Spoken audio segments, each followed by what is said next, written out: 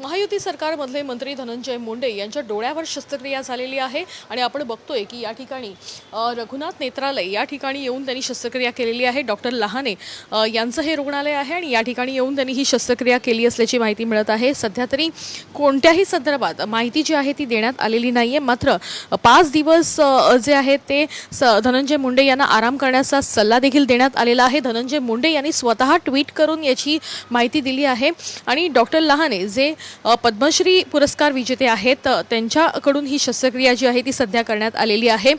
5 दिवस त्यांना सक्तीच्या विश्रांती करण्याचा सल्ला देखील त्यांना देण्यात आलेला आहे आणि याच संदर्भात खरं तर 5 दिवस आराम केल्यानंतर सोमवारपासून पुन्हा एकदा कामावर रुजू होणार असल्याची माहिती धनंजय मुंडे यांनी स्वतः दिली आहे। एकीकडे धनंजय मुंडे सध्या वादामध्ये असलेले बघायला मिळत आहेत। अगदी बीड प्रकरणामध्ये अनेकदा त्यांच्यावर आरोप होत असताना देखील बघायला मिळतात, मात्र आता त्यांच्यावर सर्जरी जी आहे ती झालेली बघायला मिळते आहे आणि त्यानंतर त्यांना सक्तीचा सध्या विश्रांतीचा सल्ला देखील देण्यात आलेला आहे।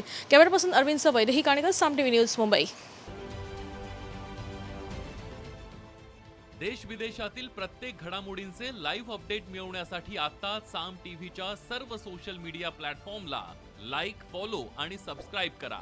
तसंच सर्व नोटिफिकेशनसाठी बेल आयकॉन प्रेस करायला विसरू नका।